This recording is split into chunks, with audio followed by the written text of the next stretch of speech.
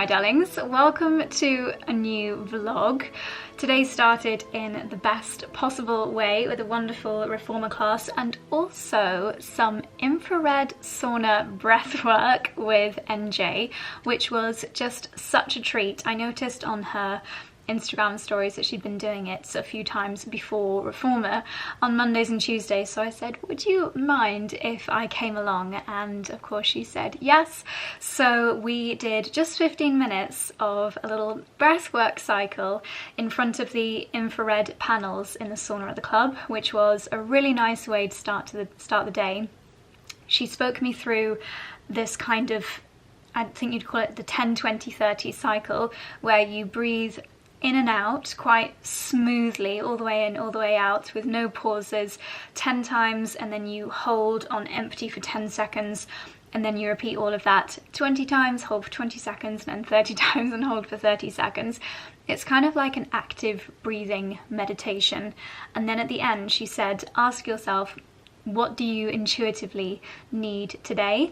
And I was kind of thinking on my last cycle, I was thinking, what do I need today? And then I came up with a few different things, but then when she asked the question at the very end of the last cycle, the word nature just appeared so clearly in my head. It was as though my brain was giving me the answers that I'd thought of before, but then when I tapped into the subconscious, nature was what my brain told me that I needed today. So that was really fab. And then, as you saw, a few clips of a fantastic reformer class with Chloe, so I couldn't have had a lovelier start to the day. I have got quite a lot of tan on today. I've actually done a little switcheroo. So if you would like to know my tanning routine, that will be in Tuesday's vlog, which I'm switching around for various reasons. The main reason that I'm doing the switch though is that I've realised that the vlog going up today, Sunday the 16th of June, today is mine and Charlie's 1 year wedding anniversary, which is really, really exciting. So actually, as you watch this, we will be on holiday in Ibiza celebrating our anniversary. Charlie's 1 year anniversary gift to me, the theme is paper for 1 year, and Charlie presented me with a plane ticket to Ibiza, which is so romantic and lovely. Can't wait. Obviously, as I'm filming this, we haven't gone yet, but yeah, cannot wait and feel so lucky that we're able to escape for a few days. But yeah, in the vlog that you guys will see on Tuesday, I will be talking through my tanning routine. I have got a couple of layers of tan on at the moment, and I'm in the phase where I need to wash off the tan. So if it's looking a little bit intense, let's just say, that's why. So I have got a couple of new pairs of Vivos that I wanted to share with you, a little unboxing of, and I'm so thrilled, so beyond thrilled to be working with Vivo Barefoot on this part of the video today, which is such a dream. As you guys know, I have become a huge convert to Vivo. I think I first purchased this pair, which is still, I mean, you'll have seen that I was wearing these this morning. I bought these maybe about 8 or 9 months ago on Chloe's recommendation, my Pilates instructor's recommendation. I was already really familiar with them because also our friend Ben, who owns Gymshark, he wears these every single day, and of course I totally trust his footwear recommendation, particularly when it comes to workouts. You'll never pretty much not see him wearing these, but it was Chloe seeing her wearing them and styling them that made me converted into being a Vivo barefoot wearer. And sometimes you just need someone to really explain to you why barefoot shoes are important for you, for your long-term kind of muscle, leg, knee, hip, general body health. And I thought I'd give them a go, and I have not looked back. So these are the ones that I normally wear to the gym. They're fantastic for weightlifting. Just to explain to you why barefoot is so important. Wearing barefoot shoes, and what they mean by barefoot, you can see, I'm sorry, they are very well worn. This is truly a very authentic recommendation here. I think they call this like a biome the bottom of the shoe, the way that the sole is created, it is so super flexible. It's really, really thin. There is no cushioning underneath, and that's the really important thing. And what this means is it is able to encourage you to have a more natural walking and standing posture. Your feet are not bound into a shoe like they would be with a typical pair of shoes or a typical pair of trainers, so our body can move in the way that we are essentially designed to move. This helps to prevent strain and injury on your other joints, so really fantastic for you in the long run. Some of my more mature friends and family members, my mum included, she is now a Barefoot fan, I think for life. She's converted. Charlie's mum as well, she won't mind me saying, but she's had quite a lot of knee problems lately, so I have also recommended that she switch to barefoot shoes, and she's loving them as well. And also preventative, so I don't want to get knee or hip problems when I'm older, so wearing shoes like this. Sorry, I just need to shut the window because really weirdly it started to rain even though it's blue skies. What is going on? Excuse me. Yeah, so basically if you wear shoes like this that don't have the cushioning and the kind of binding in nature of so many of the chunky shoes that we see today, or the ones with the really narrow points, the little V point at the end, which, don't get me wrong, I love. I wore pointed V-shaped shoes for my wedding day, my gorgeous new 𝑭𝒊𝒏𝒅 shoes, but most of the time I want to wear something that's actually good for my foot health and my lower body health and posture, as a kind of 80% of the time rule. So I think I mentioned this in a video a little while ago. My diet, I wouldn't even want to call it a diet, but the way that I eat, I would say it's 80% really nutritious and things that are good for me, and then 20% it's whatever I want. It's fun stuff. So 80-20. And similarly with footwear, I think if 80% of the time I can wear something that's really good for my foot health and good for the biometrics of my body, 20% of the time I can wear fun and fabulous shoes like my silly little raffia pointed toe Dior shoes. But another thing that I love about these, I've also mentioned recently, is that when you're wearing them, because there's no cushioning and the sole is so thin, I mean they literally, like, they're so lightweight, you can see just how flexible they are, that it's like, it's literally the closest thing to walking actually barefoot. You feel more connected with the earth when you're wearing them, because you can actually feel you could be walking across pebbles or sand or grass or stones, and you'd be able to feel that texture through the sole of the foot. Oh, I need to itch, but I've been touching the bottom of a shoe. Whereas if you wear, I know they're really trendy, but these trainers that have got the big chunky sole, that is almost like putting your foot in a cast. You know when you break your arm or your leg when you're younger and you get a solid cast put on? That is basically what is happening to our feet the majority of the time when we're wearing regular shoes, because there's so much cushioning, so much support. I mean, look at the trainers that you're probably wearing right now, and I bet that you can't bend your foot or use the majority of the muscles in your foot the same way as you would if you were walking barefoot. And that restriction is limiting the movement in the rest of the lower part of your body, which leads to problems a little bit further down the line. So I could go on and on and on and on, but I have mentioned it in so many recent videos because I truly think that they're fantastic. It's even more important in children as the feet are growing, as the feet are developing, to ensure that they're not bound up and restricted. So I know for sure if I'm lucky enough to have children one day, they will be in Vivos literally as soon as they are in shoes, because it just makes so much sense to me, and I hopefully I've explained it in a way that makes sense to you guys as well. I thought I'd really quickly run through my other favourites. Obviously you've seen me wearing these to the gym this morning, and these are the ones that I wear. I'll be able to pop some clips on the screen here when I'm doing workouts that are more weights based, if I'm doing running, rowing, weightlifting, kettlebell workouts. These are the ones that I will wear. Also, because of the lack of cushioning, I feel that I can really use my feet to grip the ground.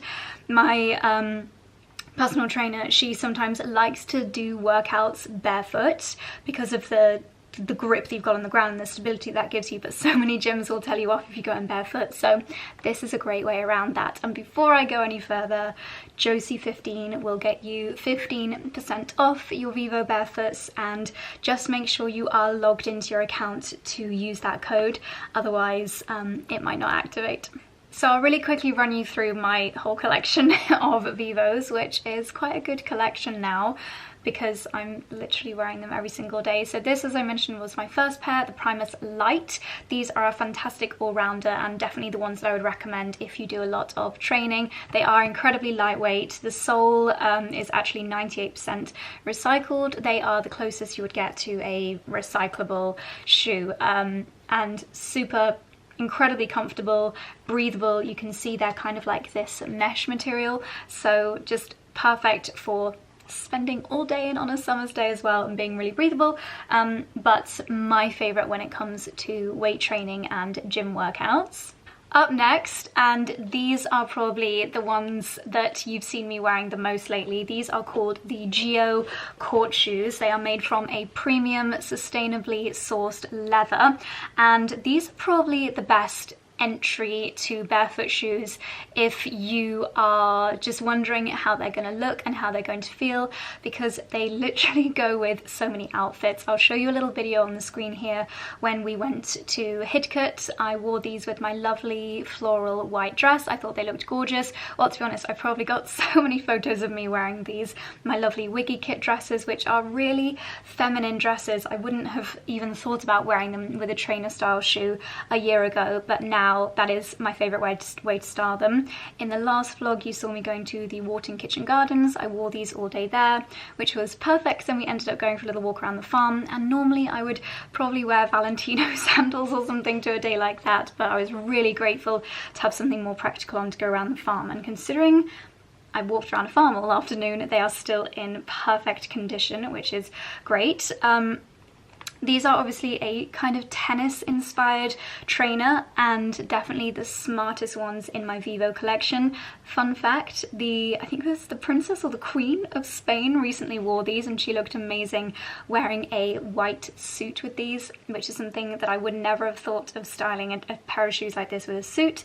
But I think I've got a Net-a-Porter order arriving shortly, so I'll show you a little bit later how I would style these with a few different outfits. But again, you've got that really flexible outer sole, so really bendable once again, so you're getting all of that movement. And the sole, as you can see here, actually bends around the shoe, so they don't look initially like barefoot shoes. Someone else that has been wearing barefoot shoes for a very long time, you might remember Lewis, our chiropractor, who comes and clicks Charlie and I into place when we need it. I think if a chiropractor is recommending barefoot shoes, and that's another big green light for them. I wore these last Sunday when we went to the Churchill car show, and we bumped into Lewis and his fiancée Sally, and he was wearing his Primus Light Vivo Barefoots, and I was like, oh look, I'm wearing Vivo Barefoots too, and he didn't know that these were barefoot, even as a barefoot shoe lover, until I showed him the logo, because they just look like regular trainers. So if you previously were under the impression that barefoot shoes didn't look cool, then this could be definitely the one for you to try, because they literally just look like normal trainers, and I think they're very simple, very elegant, and they literally go with everything. So yeah, I'll show you styling those a little bit later. Moving on to my next obsession that I unboxed with you a couple of weeks ago. These are my Tracker Firm Ground boots. I just call them my walking boots, and you get all the benefits of Vivo in the fact that your foot has full maneuverability, but they are waterproof, hard wearing, lightweight, and super flexible, so perfect for really, really long hikes. When I climbed Kilimanjaro when I was 18, my walking boots were so big, so clunky, my feet would be absolutely killing me after a day of hiking. I just wish that I'd have had these. Obviously you've got the really practical, super grippy sole. They're incredibly tough. You do have the cushioning on the inside here, but you don't have the cushioning and that hugely thick sole that you'd expect from hiking boots, because they are still a barefoot style shoe, which is just absolutely genius, because when I do the most walking is obviously when I'm out on a walk. So the fact that I now have proper barefoot shoes for my walks just makes so much sense to me, and these are really fabulous. I love the fact that they're like this foresty browny green colour as well. They're great for dog walks. The fact that they're waterproof, mud just washes off straight away. You've got the like hardcore style ropes. So yeah, these are officially my favourite walking slash dog walk slash hiking boots, and yeah, they're fabulous. I even love the fact that you've got like antique brass on the little hooky bits. A newer pair are my sandals. These are actually handmade in Namibia. Once again, you've got a flexible sole, but these are more of a charity initiative that Vivo Barefoot do. It came with this information sheet, which is really, really interesting. So it's the 𝘞𝘩𝘢𝘢𝘢 San community, some of the oldest people on the planet, inhabitants of the Kalahari Desert region for thousands of years, and they have worn this style of shoe for hunting, long distance running, to hunt animals over hot sand, and it's likely that the sandals were a necessary tool for their survival. So initially launched in 2016 by Vivo Barefoot as a crowdfunding campaign, it's a collaborative effort between the Future Footwear Foundation and the artisan community in Namibia. So if you're looking for a pair of summer sandals and you like the idea of something that's got a charitable initiative that's really beautifully made, then these are their sandals. And then last but not least, I have realised that there's another pair of knit trainers in the cupboard as well that I haven't shown you, but you'll have seen me wearing those for workouts as well. My two new pairs, so these are the Primus knit, and these are, I would say, a really good balance. Oh my gosh, these are so gorgeous in the violet colour. These are a really good balance between a fashion trainer and a gym trainer. They look like the kind of gym trainers that you get from all the regular kind of fashion trainer retailers.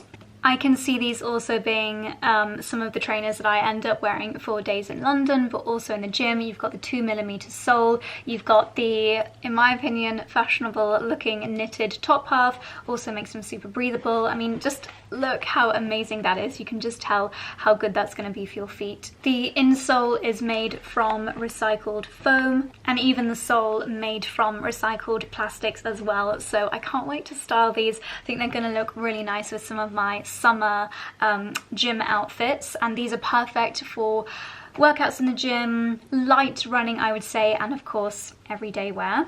And seeing as I'm literally wearing these with every outfit, we've got another colour option here.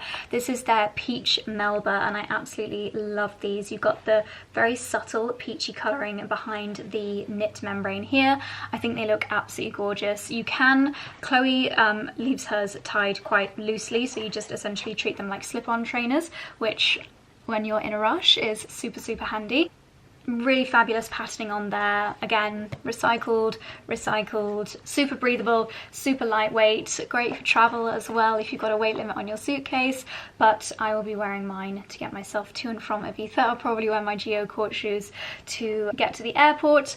But yeah, there we go. So that is my new collection of Vivo Barefoots. Don't forget about the discount code. I will show you how I'm wearing them throughout the rest of the day, and throughout future vlogs as well. I am fully a convert, and I hope that you guys will try them out if you haven't already. If you are new to the brand, or if you want to pick up a new pair to add to your collection, then Josie15 is the discount code that you need. But now I'm going to go downstairs and make myself a nice yummy breakfast with some bits from the kitchen garden, and then hopefully our Net-a-Porter order will arrive and I can do a little bit of a holiday haul try on for you.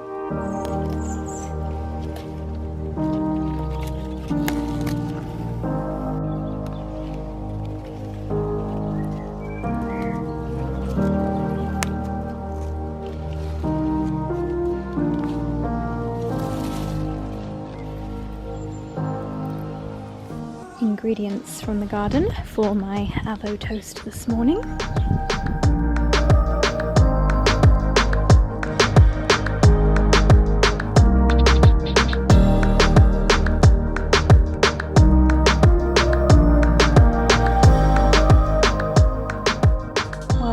that not just look like the best avo toast of all time? I've got radish and rainbow chard and nasturtium leaf straight from the garden, picked moments ago, and some chopped up mange too.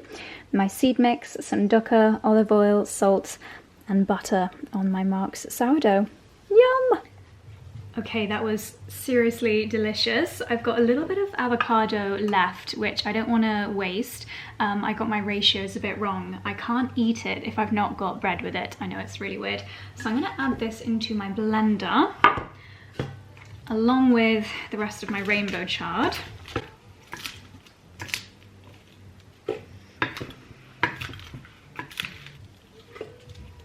And strawberries freshly picked from the garden as well. And this is the second half of the smoothie that I made yesterday. All the greens normally make it go a little bit browny in colour, not quite as vibrant as if it was just berries, but full of goodness. And some bee pollen on top. And there we go, a nice healthy breakfast smoothie after my avo toast, and it's going to be gorgeously creamy with all of that avocado, and a great way of using up my greens. I need to do this more actually, putting rainbow chard in there, because it's such an easy way to get an extra bit of greenery into your diet, especially if you don't love vegetables like me, and the bee pollen is just delightful. There we go.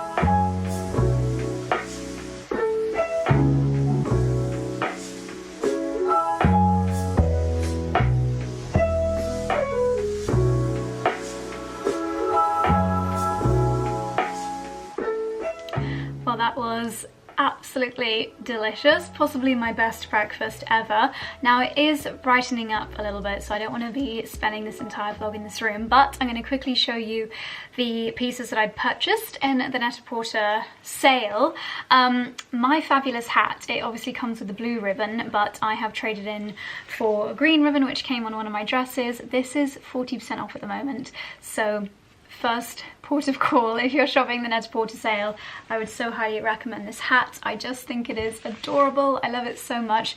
Can't wait to wear it for special summer occasions, but also it's going to be my gardening hat when we finally get nice warm sunny days. I stupidly ordered these bikini bottoms and not the matching top, which is really silly, so I'm going to go ahead and order the top today. They are from Faithful. I think these were 40% off.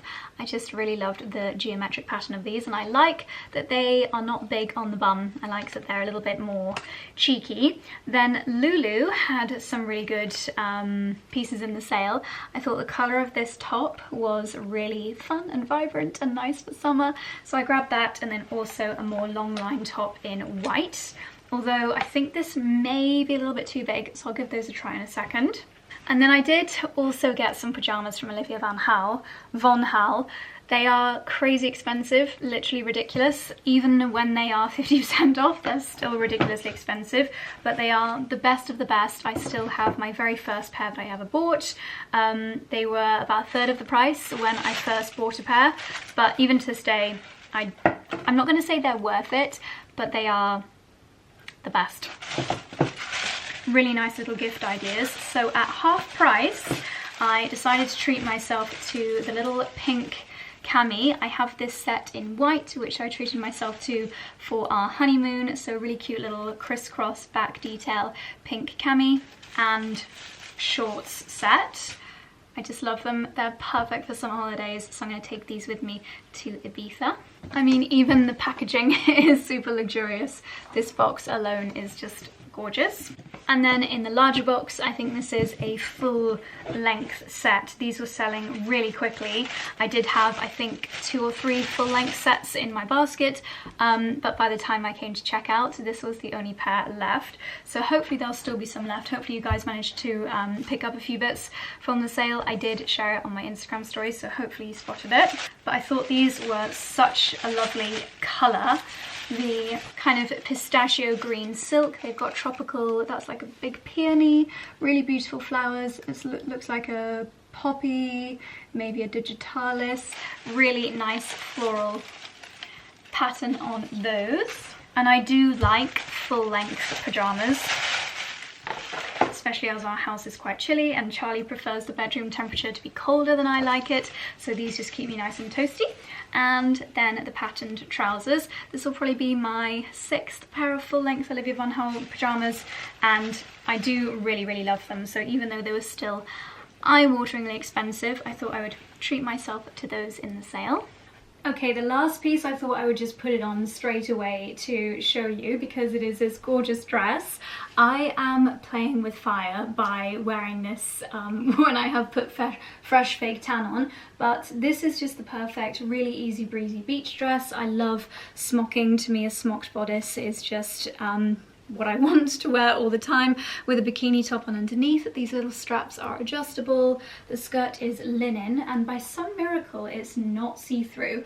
I quite like the fact that the bodice is long. Normally with cropped things they finish here, but it's quite waist accentuating. Now I actually have styled this with my violet Primus knit trainers, which I think is a really sorry, my balance is really bad this morning. A really kind of sporty way of styling it. If I was going to wear this dress to a festival, maybe, obviously, ooh, wilderness festival, this would be perfect for that. My tan is developing very nicely. So I really like how it looks with the trainers. Can't actually see from this far away if you can see them, but yeah, there we go. And I like the fact that with the lilac it's just a nice hint of colour. So what I would maybe do is style with another pastel colour, pastel pink Prada bag, pastel violet Primus knit trainers. What do you think? Love that. Yeah, I think this colour combination with the dress is really gorgeous. So that's what I got in my Net-a-Porter sale order. I'm going to also try on the Lululemon bits. Okay, I played with fire and I got burnt. I've had to instantly take the tags off this Lululemon top because I have got fake tan on it already, which is fantastic, but luckily it fits absolutely perfectly and I would have wanted to keep it anyway. So for me this is a classic gym outfit. Sometimes I don't want my tummy on show, especially in the autumn winter if I don't have a tan, so it's quite nice to have some long line tops because most of my sports bras are cropped, but this one is long line. You could tuck yourself in as well, but yeah, great for in the gym. I've just worn with some of my brown leggings, and then I have got my Primus light trainers on. This is what I would normally wear in our home gym, or if I'm going to do some weight training in Soho Farmhouse or at Bamford. This is just a classic outfit for me. I like dark bottoms, I find them super flattering, and yeah, the trainers just look great. I haven't got any socks on with them at the moment. Sometimes I do wear them with socks, sometimes I don't, but yeah, they are my perfect gym trainers. I'm sure you will have seen a few clips earlier of me training in them, and yeah, the top is a great success. It fits really nicely. It's got a nice kind of sporty back detail. I will leave all these bits linked down below just in case there's anything left in the sale. Another good reason for me swapping the videos around to get this one up earlier. And the tan is looking really good with a white top. I don't know if I would wear a coral top with brown bottoms. What colour bottoms would you guys wear? Maybe shorts? I have already packed my little gym shorts, but I'll see if I can rummage them from the suitcase. I would like you to learn from my mistakes and do not try on gym tops when you have got freshly applied tan. I have completely covered this in fake tan, so I hope you don't mind, but I'm not going to try this on because I really don't want to have to hand wash 2 tops. I'm going to take it with me to Ibiza though, so you'll see me styling this next week. Okay, this next outfit that I wanted to show you, this is obviously not new from Net-a-Porter, although it does look like Zimmermann. It's actually Karen Millen, and I wanted to just show how nice it looks wearing the Geo court shoes with a short dress. You'll have seen some clips on the screen of me wearing like midi length dresses and maxi length ones when out and about exploring the Cotswolds. But if I was heading out for a dinner, or again like kind of festival vibes, or just a day in town with my friends, and I wanted to wear something really fun and nice, something a bit shorter, but you're going to be walking around a lot, then wearing them with shoes like this is perfect. These are the ones that Queen/Princess of Spain was seen wearing lately, and I just love them. They really don't look like barefoot shoes. Not that it's a problem if shoes look like barefoot shoes. What did I wear on Sunday when we went to the dog show? Oh, I actually wore jeans. I wore jeans and, oh, it's in the wash, my little knitted V-neck 𝑭𝒔𝘂 blouse with a white shirt underneath, and then these, and I loved that outfit.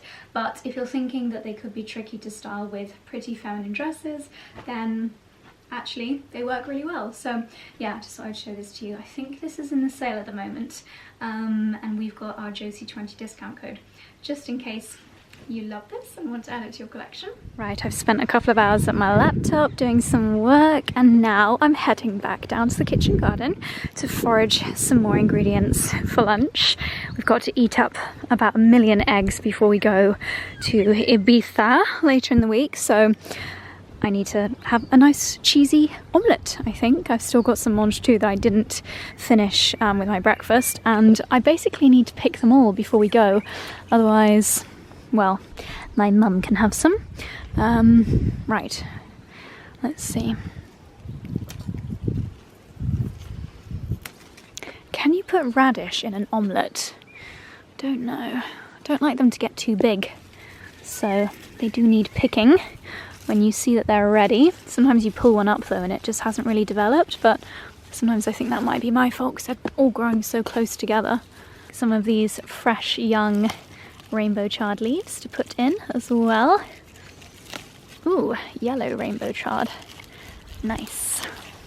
I've got kale, rainbow chard and mange too, and I'm also going to take a few of these leaves that are growing from my beetroots. The beetroots are not ready yet, but the leaves are kind of like a microgreen. They are so full of goodness, so a few of these will be a nice addition as well.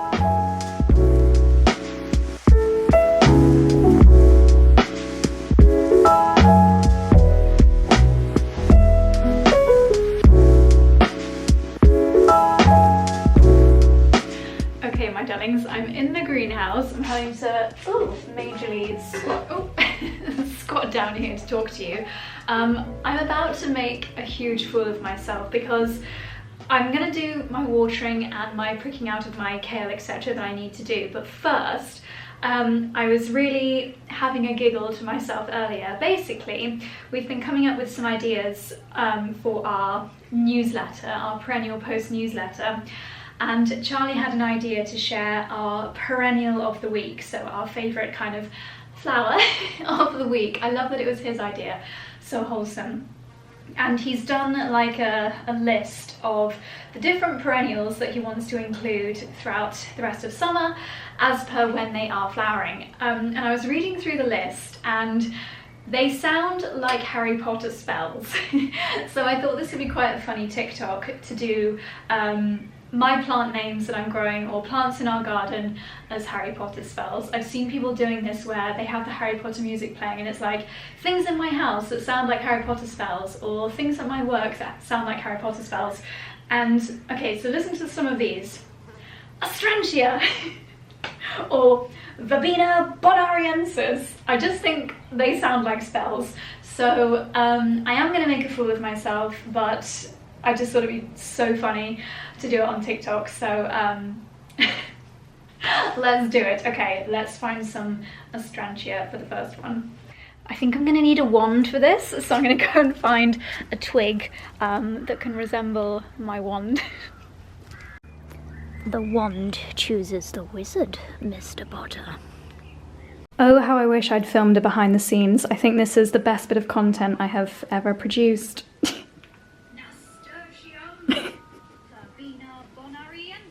That really sounds like a spell.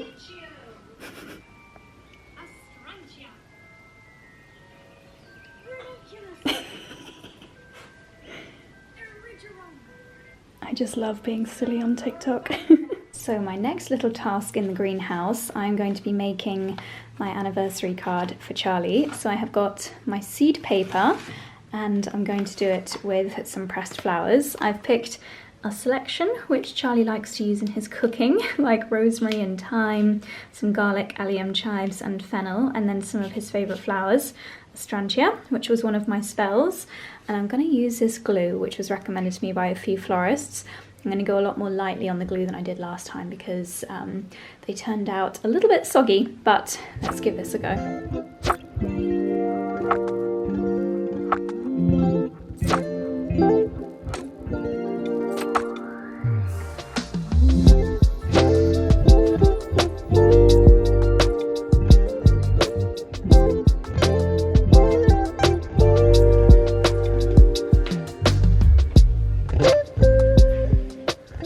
So I'll just leave this to dry flat a little bit longer. I've just watered the greenhouse, so it's had 5 minutes of drying. Hopefully Charlie will appreciate that he is the first ever recipient of one of my handmade pressed flower cards. Well, I have made a few before, but they were just one single flower glued on, and they did go a bit brown. This is definitely my first decent attempt, but yeah, let me know what you think. Okay, my darlings, seeing as this video is going live on our 1-year anniversary, which is quite crazy, I've roped in a slightly hay fevery and poorly husband for a quick Q&A, because I asked a question box out on Instagram yesterday and asked for any wedding related questions, and there were quite a few. So we're not going to go through all of them, but there is going to be a big blog post on fashionmother.com, so if your question didn't get answered and it's a burning question, chances are we'll have answered it over there. So haven't looked through these, there's thousands, but let's get started. So we when is the reunion? People want to relive it. That's the great thing, because it was 10 years, mate. 10 year reunion. It's going to take us a while to save up, probably, and do it again. Yeah, I think so. I'd love to do it again. Any tips? I'm gonna try and answer ones which, or ask ones. How many are we gonna do? Let's set it out now. 10? Speed round. 10, no, I'm happy to do 12 questions. Okie dokie. Right. Because I'm not feeling very well. I know you're not.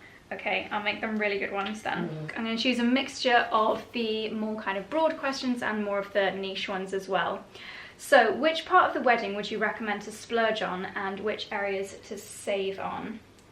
Well, I think the simple answer to that is, what are your priorities as groom and bride?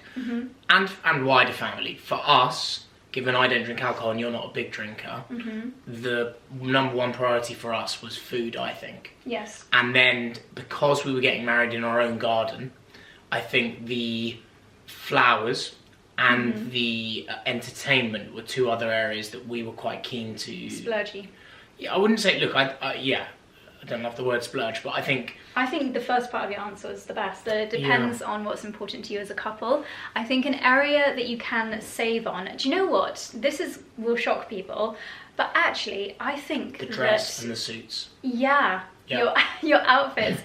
There were some eye-wateringly expensive wedding dresses that I tried on, and the wedding dress that I ended up getting, I paid a fraction, and it was completely bespoke made, so I couldn't recommend Emma Beaumont anymore highly. Yeah, I think also menswear. I mean, we had Reese suits. Yeah. They were kindly gifted by Reese. We've worked with Reese a lot, and I bought all my groomsmen Crockett and Jen shoes as their sort of wedding favour. But yeah, the suits were very affordable, and they were actually cheaper to buy the suits than rent them, and less aggro. But the two areas I think that can often take advantage potentially of groom and bride are the wedding dressmakers, or the wedding dresses, the big companies, and also cakes. Yeah, and that's why we were very lucky to find Barefoot Bakery. It still was an local business. It still was a few £100s, but genuinely, I've heard of people spending thousands on cakes, or hundreds and hundreds. Which, once again, if cake is your priority, great. But I'll be honest, the cake is always something that needs to look lovely. But we actually had it the second day. Yeah, because someone's actually asked about the cake later on. I'm trying to speed through them.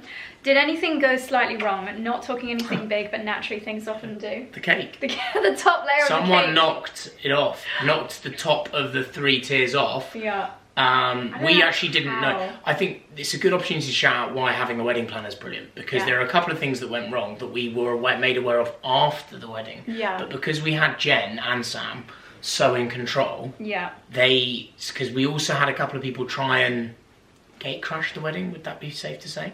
And we did get some security, purely not purely because we were getting married in our own home, in the same way that if you had a wedding venue, you might have a doorman or you know, front of house reception or something.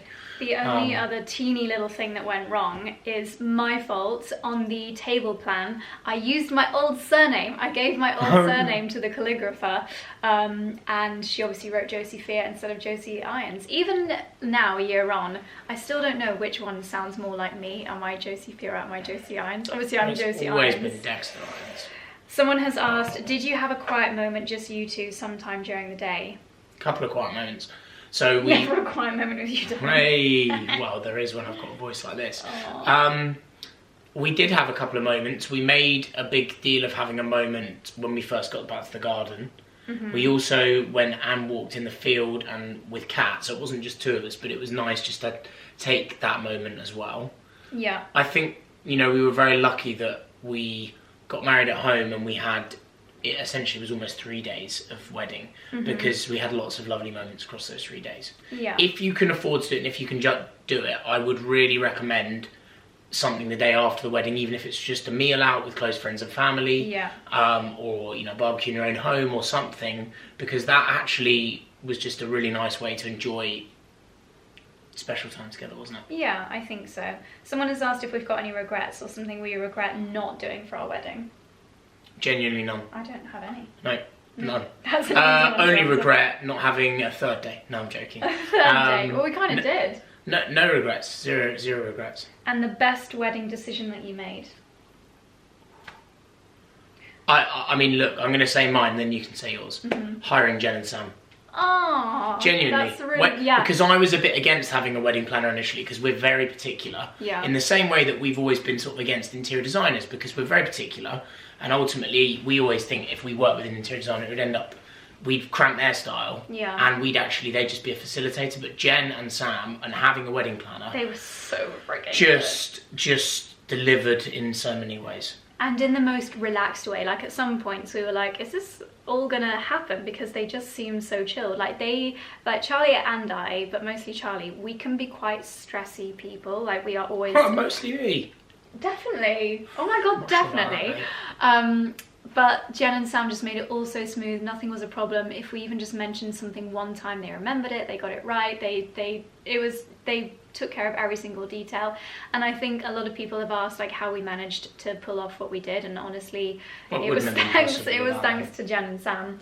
And so I would say that if it is within your budget, getting a wedding planner would be just... Not to make it long-winded, but I would actually also potentially make an argument that it's not even down to budget, because I actually think having a wedding planner could actually save you money.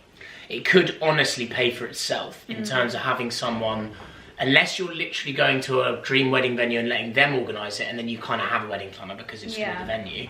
If you are trying to do everything yourself, you lose out on potential discounts and potentially maybe ordering more of things that you don't need. Like the one thing that I did that wasn't approved by Jen, but I just did it, was ordering all the beer and the wine, and we had a lot left over. Had we probably consulted Jen, she probably would have said that's way too much. So just a small example, but it's something definitely to consider, I would say. 100%. And also I would say something that would be incredible if you've got the right friend is to have someone come to your wedding that's not the professional photographer, that's almost like your wedding content creator. Because obviously you've seen here on the vlogs, we've worked with Kat for so many years, probably 10 years, but Kat is a friend. We didn't want her to be on wedding photographer duty, but as a friend she bought her camera, and actually the photos that and videos that she took as a guest, and she actually sent them to us the next day, are some of our favorite photos. And just having someone, if one of your friends is good with a camera, then just say to them, look, the best wedding gift that you could possibly get us as a couple is if you could just take a few candid photos. Your friend will, especially if she uses Perennial presets, be able to do the most easy editing. In fact, I'm just going to put a few before and afters on the screen here of some of the photos that we took using and then edited using Perennial presets.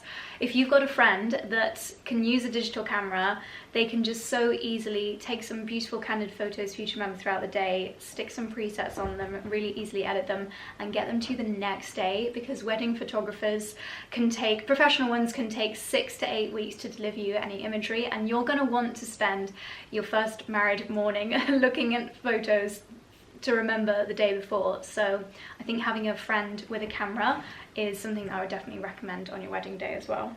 What is the biggest thing you've learned about one another in the first year?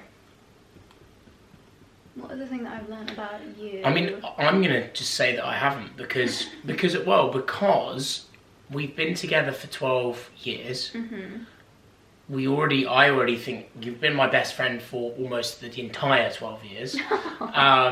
And we've spent an awful lot of time together, and we love spending time together. We've worked together, we've lived together for 11 and a half of the 12 years. Yeah. So nothing wrong with learning new things, but I don't think I would say I have. I think getting married hasn't instantly changed anything. No. It's just solidified our relationship, and yeah, hopefully it's the start of another new chapter, but it's not.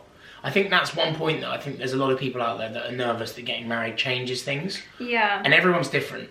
But for us, if you've been with someone for a period of time and spent a lot of time with them, getting married is a lovely way to celebrate that, but I wouldn't worry about it changing anything.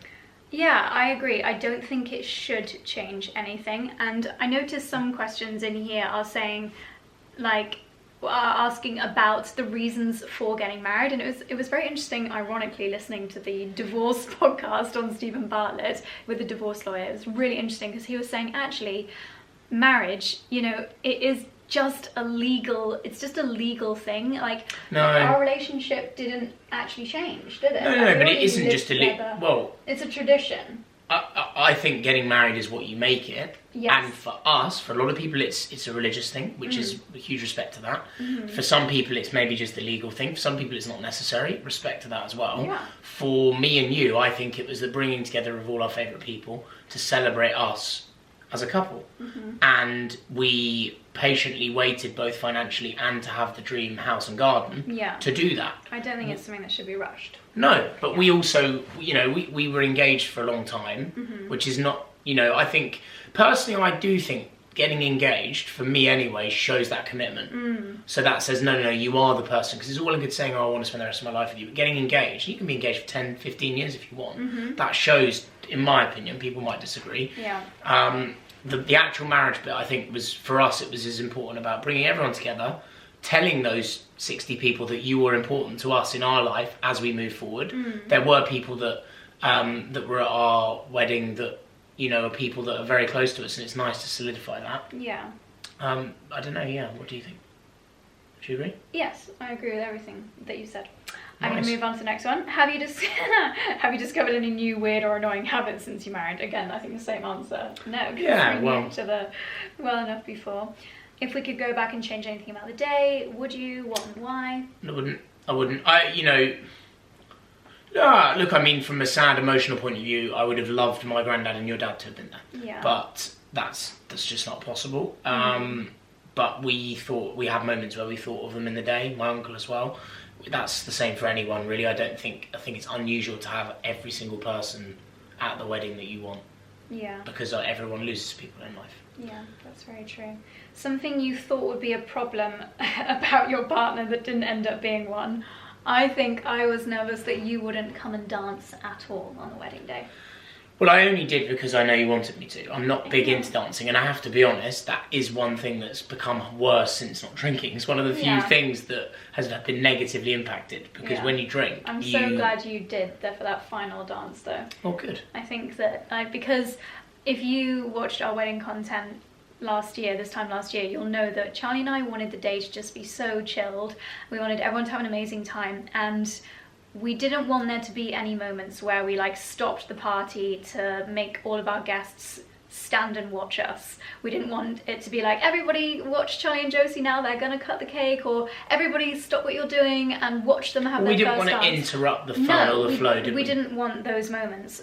So we didn't, that is the main reason, alongside the fact that Charlie doesn't like dancing, that we didn't have the first dance, because it was too scripted and too like, it would have been too, it was just a personal choice though. Yeah, for us, because we wanted our day to have a really natural flow to it, which is why it was so special that we had a last dance, and it just worked perfectly. Someone has asked if there's an official wedding video. Yes, it's on YouTube. I'll leave it linked down below. And there are 2 parts, isn't there? Oh, I see. There is an official one. There are also 3 vlogs, and there's also a vlog on Freddie's channel as well. And I think and Em did one too. Okie dokie. Next question. Quite a lot of repeat ones here. What happened to your bridesmaid dresses? The girls got to keep those. Please, can you share your wedding website and how that looked? I will see if we can go back to it and I think it was get temporary. a screen record. If we can, I'll include it. What is your top piece of advice for newlyweds? I would actually say, book your honeymoon for at least 5 days after your wedding, because you are on such a high. I would say even longer. Ours was 10 days. Look, I would actually go as far as saying, if you can afford and can make it happen, have a 2, 3, 4 night little breakaway not long after your wedding. But not immediately. Not immediately. And then if you can, because even, firstly not immediately, but also it was nice just going away for 3 or 4 days rather than a whole 2 weeks or something, which people often do on a honeymoon. I think delaying the proper honeymoon was we really enjoyed that, but then everyone's got different. Yeah, I think the reason that we're both saying to delay it like a week or so is because you are on such a high, chances are your friends and family are all near you, because they might have travelled from across the country, around the world. So just make the most of that time with everyone, and everyone, we were even getting phone calls and messages from friends 2-3 weeks later saying, I'm still on such a high from your wedding, because everyone had such an insanely amazing time, and you just want to be here and live that with everyone. Whereas if you are whisked straight away on your honeymoon, I guess, sorry to interrupt, but I guess it does differ, because we're fortunate. I mean, look, we don't really ever have a day off in the week, but equally we work for ourselves, so we were able to sort of take a bit more time off during that month. Whereas if you work in an office or whatever, it's slightly different. But that's true. I think not going on your honeymoon straight away, it's a very traditional old English thing, I think more English, where people go even that night sometimes. Which personally I think, to your point, would be too soon. And you want to make the most of it. Totally. Someone has asked, obviously your day was magical in every way, but if you could change one thing, what would it be? Well, we've said that you've got a short memory, mate. That's what I've learned, that Jason's got a shorter memory. You have to change one thing, what would it be? That Dexter and Dickens would be ring bearers. Okay, mine would actually be that I would do more with 𝑭𝒊𝒏𝒅. So 𝑭𝒊𝒏𝒅 was our pianist who performed during the wedding breakfast, but everyone was obviously chatting during his performance, and you guys know I'm obsessed with 𝑭𝒊𝒏𝒅. He is, in my eyes, the next Alexis French. He's incredible. We could have had the Infinity Orchestra with him. That's what we would do. We should have had his entire orchestra, and we should have to start the wedding breakfast. To kick off the wedding breakfast, people walk in to 𝑭𝒊𝒏𝒅 and the Infinity Orchestra. And then with dessert, they do another set. And have a moment where, like, Jack, our MC, says, this is a performance by 𝑭𝒊𝒏𝒅 and the Infinity Orchestra, because we appreciated him. I could have appreciated him even more. I did actually go and like just stand by his piano and watch him play for a few minutes, but I wish there had been a moment where our guests could have just stopped and paid attention to how amazing he was for us. Yeah, I think it's difficult though, because I think you're not there to watch people perform. No, you're not, but he is just so incredible. One for a future party. Yes, a future party. If you hadn't had it at your home, where do you think you'd have had your reception or your wedding? Well, that was the thing, really, because there was a hotel growing up that meant a lot to me, that meant a lot to my family, but unfortunately it got bought by a different company about 3 years before we got married, and I always envisaged getting married there, and I think had we not had this house, that would have been on my list. For you, obviously, I said, you know, would you want to get married back in 𝑭𝒊𝒏𝒅 or Herefordshire, but you sort of said it didn't necessarily have that meaning to you anymore. So if we were to get married again next year and we weren't allowed to get married here, what would we do? I think there are some incredible venues. I would still want to get married in the Cotswolds because it's the best place ever. Do you know what? The Newt would be pretty cool. The Newt. I think Kiftgate House would be incredible and also close to here. I think Kin House is a lovely venue, and Jen, our wedding planner, says she loves it there as well. The Pig is taking over Barnsley House, so that will probably be insane. Other wedding venues? Do you know what though, like genuinely having had our wedding and felt so fortunate with it, if we couldn't get married here, I would probably do a farmer's field and do it there. Yeah, actually, you could just get a fabulous marquee, an original marquee Sperry tent in a field. I think it'd be fabulous. Yeah. Depends on your vibe.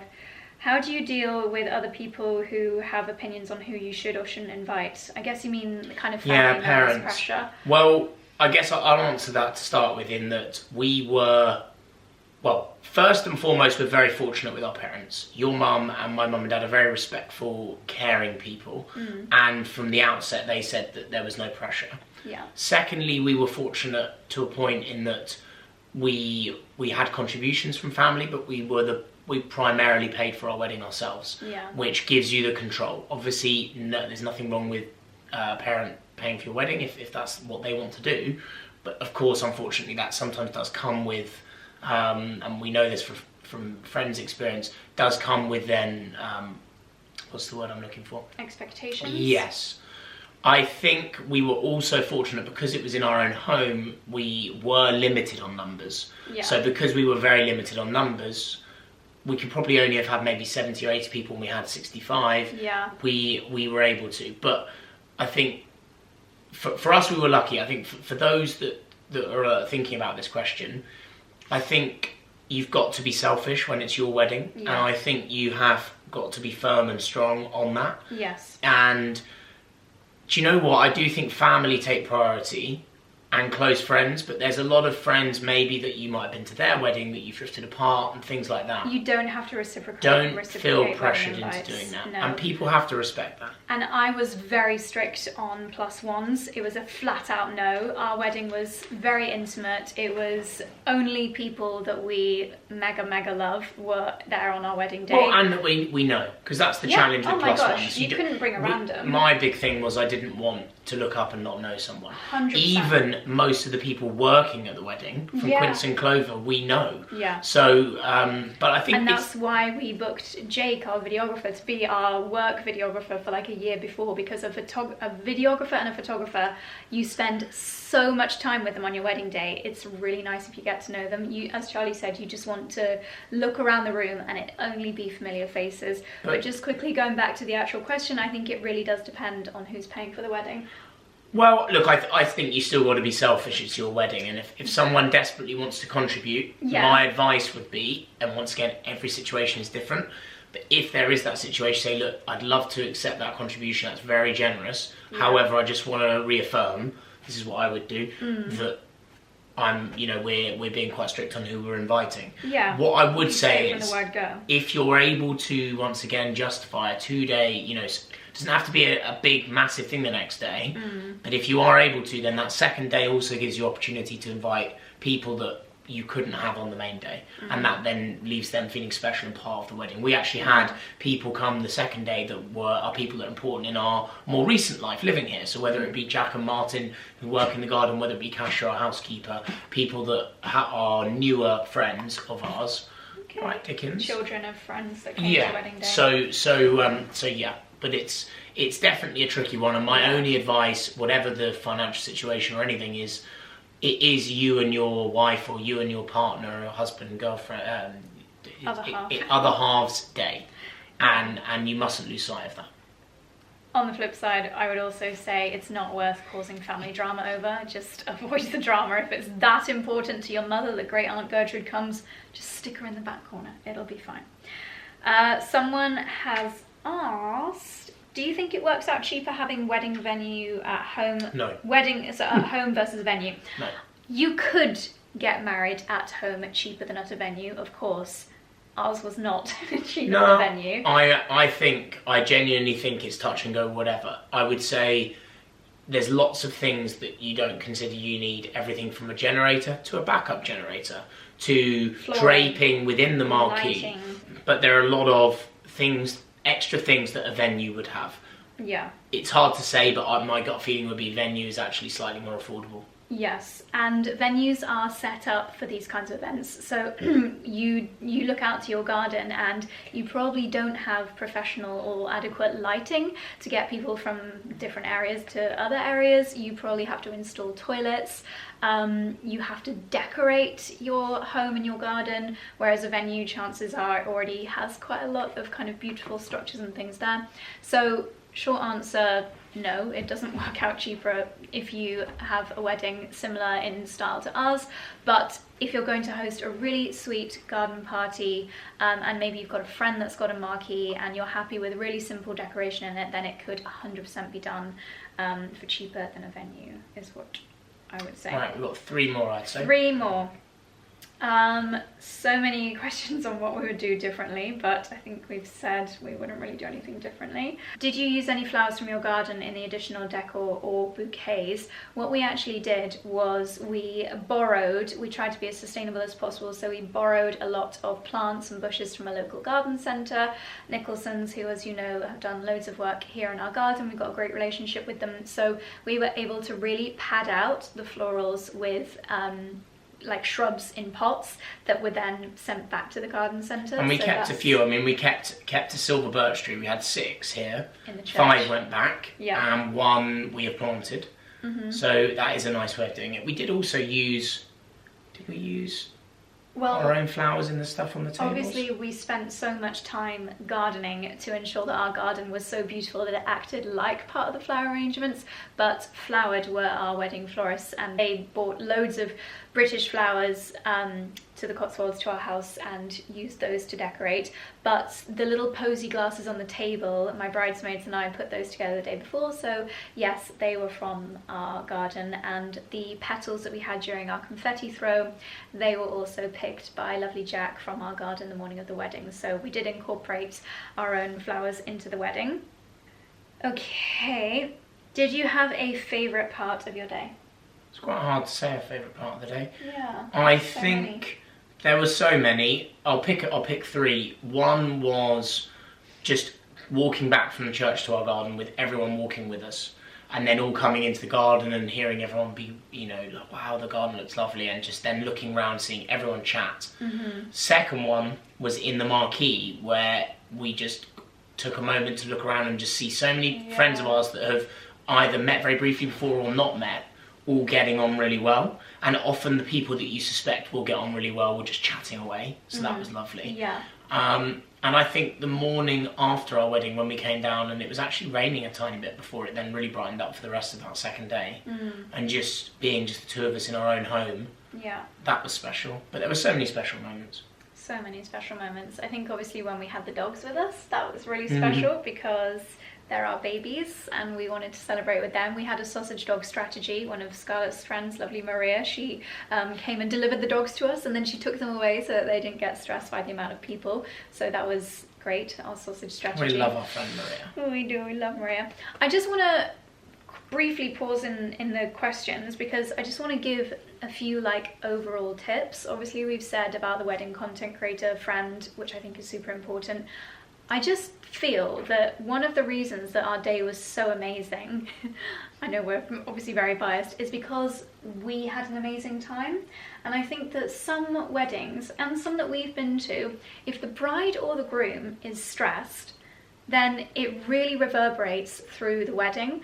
And I think especially the bride, wherever you are is where the party is. Your vibe is the wedding vibe. So if you're getting upset about things, if you're being a bit, anxious about something, then I think it does impact your guests. So even if little things go wrong, even if someone has said something that you've not liked or whatever it might be, I think you've just got to be as chilled as you can and just, it sounds cliche, but enjoy the day, because I think that really impacts how everyone else feels. Would you agree? Yeah, I think once again, everyone is different, and we love tradition, we love British tradition, but we deliberately changed a few things that are more the norm within a traditional wedding structure, Christian wedding structure, to suit us and make it more relaxing for us first and foremost. Things like not having a first dance, not cutting the cake. We also did the wedding speeches in the garden before the wedding breakfast, because personally I don't get too nervous about public speaking, but I knew maybe my dad or others at Josie's mum might do. So therefore I didn't want them to have to sit and eat food and be nervous right up until that end of the point. We also moved the wedding breakfast, which they call it the breakfast, for anyone that's wondering why it's the first meal you have as a couple. Normally it's a lunch or dinner, but often in a wedding it's a late lunch. We moved it to a dinner. I think it was like 6 o'clock, because we didn't want 7 hours or 6 hours of dancing and drinking. We wanted 3 or 4, because that once again suits us. So I think my advice to anyone relating to your point about being more relaxed is, and it keeps coming back to that, you know, you really have got to be selfish and try and plan it to suit you and your other half, and then everyone will still have a wonderful time. Yeah, definitely. I think one more. Okay, and I actually can't find the exact question on here, but I remember reading it earlier. Someone basically asked, I can't find the exact wording, but someone said that looking at the wedding, it was really obvious that it was yours and my wedding. Even without seeing us in the photos, it was really, really true to us. And they asked, how did we achieve a wedding that was so true to us? Well, I think the question's a tricky one, because I think people knew it was true to us because we're on social media and YouTube. But I would say that it relates to the previous point I was making, which is in the planning stages, whether that's with a wedding planner or whether you're planning yourself, keep stepping back and thinking, is this what I want, or is this what I'm doing because I think it's the done thing? And that relates to everything, you know, whether it be you don't even have to wear white, whatever it might be, try and make it work for you and your partner. And that's exactly what we did, really. And we didn't make any, there were compromises in that. Of course there are things that we couldn't have afforded that we maybe would have wanted that we didn't do, but we didn't make any compromises in terms of, you know, the actual layout of the day and what we wanted to do. I think also, yes, be inspired by what you see online and wedding trends and things like that, but don't let that dictate your day. I know that, for example, a couple of years ago, it was really all over Pinterest to have a donut wall, but are you obsessed with donuts? If not, if you are, bloody get one and invite me, because I'd love that. But I think that we didn't really look at any wedding trends. We just went with things that are things that we're really, really passionate about. So local ingredients, sourced from the Cotswolds where possible.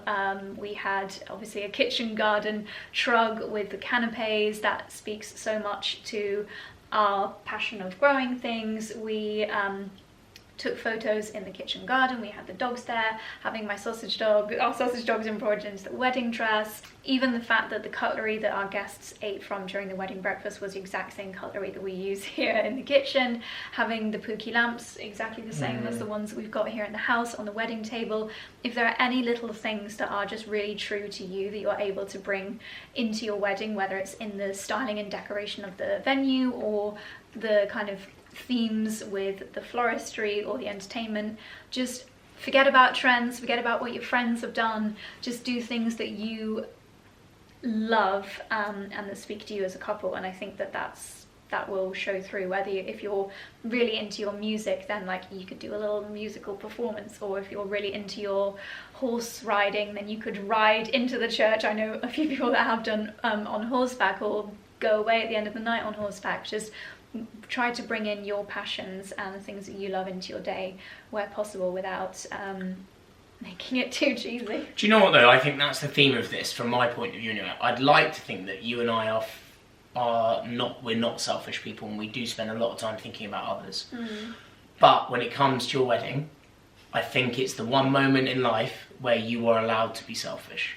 And I think you really shouldn't feel guilty doing that. There were, of course, moments throughout where we were like, oh, will this person want that, or will it?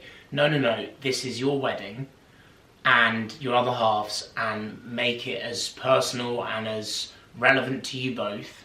And people that are invited will A, feel privileged to be invited, and B, feel that bit more privileged to see it in your design.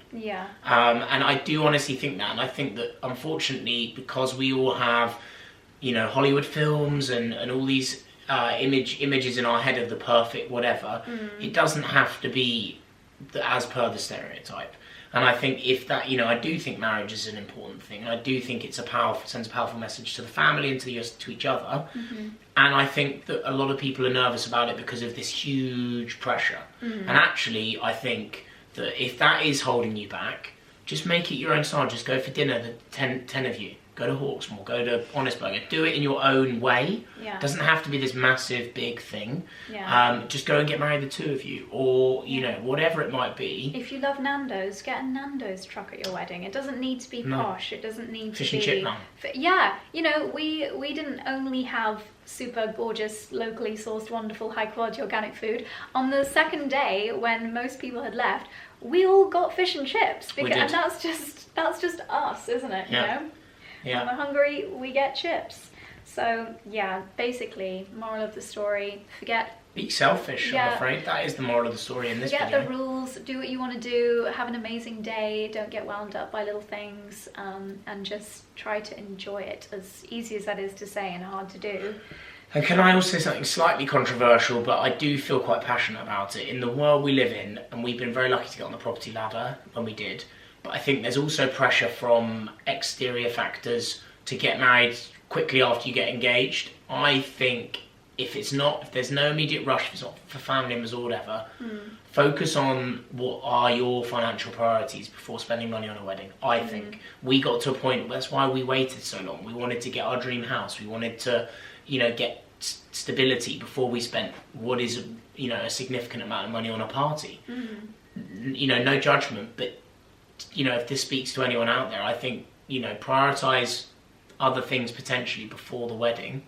And then you enjoy your wedding even more because you're not worrying as much. Or you could have done this with that money, or you could have done that. I don't think I've ever heard anyone say, oh, I don't know why we wait. No, I don't think I've ever heard anyone say, oh, I'm glad we got married so quickly. Like, I think that, yeah, as Charlie has said, being engaged is an incredible thing and it's an incredible commitment. You don't need to rush into getting married because you have got your entire lives together. We, Blum and Heck, have got probably 80, 90 years left as a married couple. Hang on, 90 years would make me 124. Yeah. Wow, I do not want to live to 124, though. How many Premier Leagues are Man U going to win in that time?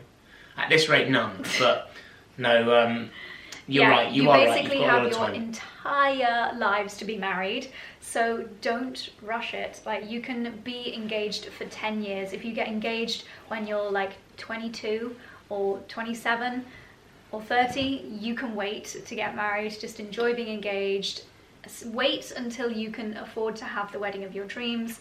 And as Charlie said, there are definitely other priorities. I think, though, the key thing from me is be selfish in this situation, because you can be. Don't rush it, and when it comes to it, really do find that moment to take a step back and enjoy it. And we feel very fortunate and lucky, and it is one of the best days of our lives. And hopefully we'll get to do it on a maybe slightly smaller scale again in the future. You want to get married again? Well, in 10 years we could do a big party or something. But on that note... What are they singing, Kevin and Stacey, in the vow renewal? The Coldplay song. Lights will guide you home. Anyway, right. Right, so... next time Dickie can be more involved. From my husband and I and our incredibly stinky, grubby sausages. 𝑭𝒊𝒏𝒅. That is all from our wedding Q&A. Cheers, mate. See you later. Right, so my darlings, I really hope you enjoyed that. Probably not so little Q&A, and I'm sure that it's made the video a million years long. So I'm going to bid you guys good night now. Because I've swapped the vlogs around, it's actually for me now, tomorrow, that we are getting up early to go to Ibiza. But you've still got one more vlog from me, which is actually the beauty prep and the packing, which I filmed yesterday. But yeah, I really wanted to do the Q&A on our 1-year anniversary. It's crazy that it's been a year, but I will leave all of our wedding videos linked down below the vlogs, and the official wedding video, because I think lots of you are new since then, so you may not have seen them, and they really do give you a glimpse as to how magical the day was. But yeah, I'm gonna go and scurry around the house and get those last minute bits that I need to pack, and I'm gonna bid you good night. So thank you so much for watching today's vlog, and I'll see you very soon in the next one. Bye.